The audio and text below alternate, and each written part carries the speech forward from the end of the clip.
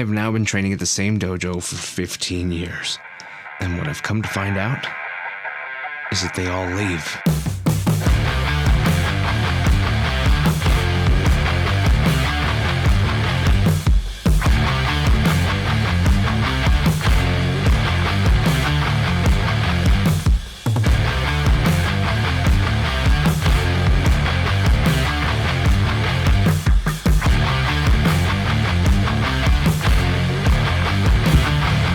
Hey, what's up? I'm Ken. This is kenfuTV, and each week I release videos in the martial arts, philosophy, technique, training, that sort of thing. So if that's the kind of thing you're into, I hope you stick around, hope that you subscribe, hope that you share this with somebody you think might benefit from it. But mostly I hope that it gets you thinking and gets you pondering your martial journey. If you like the videos that I make, then you can consider supporting the channel. There's a link in the description below where you can become a member and get access to a ton of other content also. But let's go ahead and jump into this lonely journey we call the martial arts. We all come from a different place when we start training. We have different reasons why we want to start training.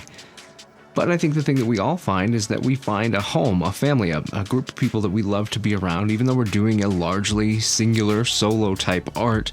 We're doing it in a group. It's not a team-based sport, not usually. It's a thing that we do in a group, for ourselves, by ourselves. It's really unique. It's a very interesting thing. And we end up getting connected to a lot of people, and you get to know them, and you spend a lot of time with them, and day after day, week after week, month after month, maybe even year after year, they're a part of your life. The interesting thing about the martial arts is that truly it is a lonely thing. It's a thing that we do very solo. Most of our progress is made, especially if we're really dedicated to it, is made by ourselves, training on our own, training solo, because a lot of the training that we do has to happen outside of class, because unless we are so fortunate to have a dojo that's open all the time and have a livelihood that allows us to be in the dojo all the time, we only get a handful of hours a week, maybe, to train. The rest of the time is spent on our own, training at home, practicing, especially that's why karate has things like kata and things like that. We practice kata, we practice drills, we shadow box, we hit the bag, we work makiwara, whatever it is, we do a lot of different things to keep ourselves going in between time, to continue to make progress. That causes us to relish the time that we spend with other people, realizing that we can do so much more when we have a willing partner to work with us and help us continue to progress. And that makes that part of the training so much more special. Those people that we spend all that time with, for one reason or another, people move on. They start doing something else. They end up moving for work or for school, and they start training somewhere else, or they stop training altogether, or they pursue different aspects of their life. And one by one, people find their path somewhere else. That's okay. That's part of it. And I guess that's what this video is about today, is the fact that that is part of it. Like I mentioned at the top of the video, I've now been training in the same place for 15 years. And the truth is, there is no one left that I started with. 0 people. All of them have gone somewhere else. Some have moved for school, some moved for work, some have got married, had kids, changed what they were doing, even had a few that have passed away. People have left for health issues. All kinds of things have happened. And that doesn't mean it's an empty dojo. The dojo has always been full, but the people change. When I sit down and count on my hands how many people I still train with that have been there at least at some point throughout the training, I've got one, and that's my instructor. The time that I spend with my instructor, and he's not specifically in the dojo anymore. We get together and train, but he's not in the day-to-day classes anymore. He's got other things that he's doing, and he's left that to me. And then one of the other instructors who comes around and he trains, and the 3 of us train together, but he also doesn't necessarily train inside the main stuff. And he came along later in my journey anyway. He came in at some point. He was one of the people that added to the dojo at some point, even though he had started before me, but then he spent time in the military, that sort of thing, then came back. And so of all the people that I started with, that I trained with, that I got promoted next to, all of the different things that happened throughout, none of them are around. And then I think about all the people that have been around since then, who have come and thusly gone, and pretty much all of them have too. This conversation came about because in this last weekend, promoted my first black belt, the first black belt to get promoted under me specifically.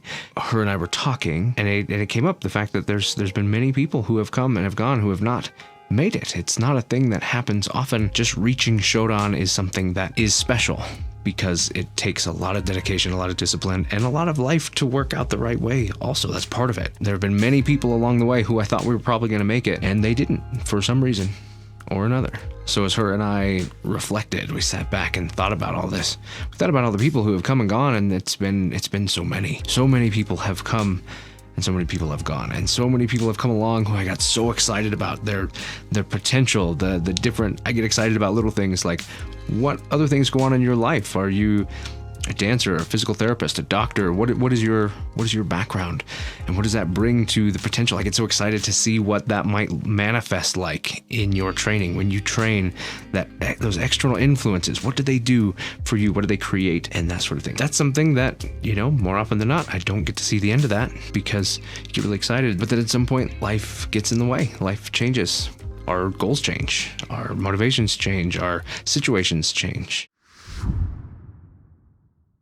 So if you're training right now, look around, because the majority of the people around you will probably not be there 5 years, 10 years down the road. Take this time and really appreciate that they're there, and appreciate the things that you get from them specifically, the interactions that you have, the things that you enjoy.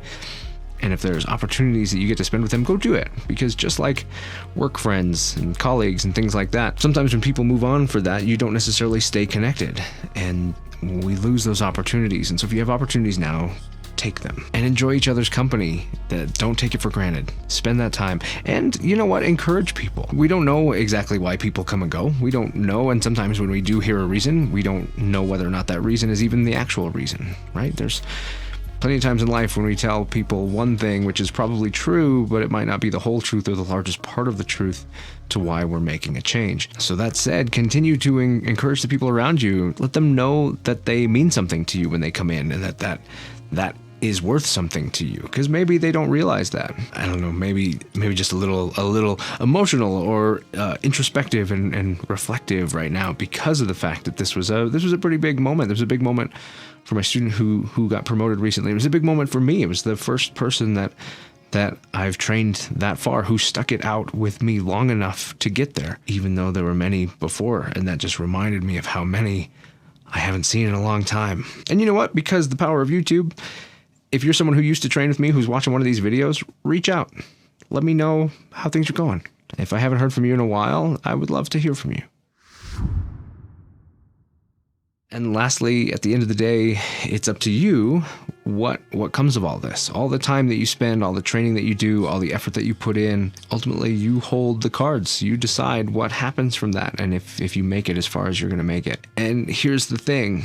If you are someone who uses the people around you to determine how good you're doing or how far you've gotten, you might consider changing that. You might consider a more introspective approach, something that relies on you actually measuring and having a metric to measure your own progress. Because judging yourself off of the people around you is a surefire way to really struggle, to have times when you don't feel like you're doing good enough because other people are doing really well, and then have times that you feel falsely positive, feeling like you're doing really good because someone else is struggling. And that's I don't know, maybe that's not the best way to look at somebody else who's struggling, is that you're doing so good. I'm not saying you're doing that, but you never know. Like, when you base things off of people around you, there's a lot of context that is external. It's just like, as I've talked about multiple times in the channel, the idea of belts and external motivation, something that keeps you going externally.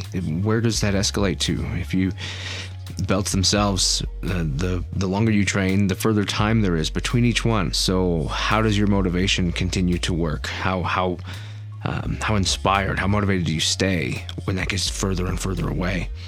And if you're using other people, well, what if they're not around anymore? What if they're not there to be that thing that you're measuring against anymore? And what if eventually there's a whole batch of new people, and then you start struggling because it's not the same people that you remembered training with, and now they're not around? Then what? Do you lose motivation because that group isn't there anymore? Maybe you need to go find something else, instead of realizing that you have a great group around you that for their journey, you've been there with them the whole time. You're a part of that. The same person that got promoted recently was also one of my first S3E11 students. She was among a solid 4 people who were always training. And so much so that we started calling them the Fantastic Four. And of the Fantastic Four, 2 still train. only one of them is able to train consistently and be there regularly. Everybody else that has come and gone, they're not around. So this isn't unique to a particular thing. This is the fact that time goes on, things change, people's motivations change, the things that they thought they were getting out of things change, or the things that they're interested in change, or their obligations change. Then they're not there anymore. And it's interesting because you see, I remember a time talking with one of my maestros about the Fantastic Four, and we were sitting down, we were writing out plans of how we wanted to take them further. They were the ones that had been training the longest. We were trying really hard to figure out the next steps for them and figure out the best way for them to continue to progress in what they were doing. And there were even a couple people who were kind of orbiting around that, who were right there with them, that we were looking at them too, going, okay, this is great. We've got a solid group here. And then over time that changed, and we didn't end up doing half the things that we thought about doing because they weren't around to do them.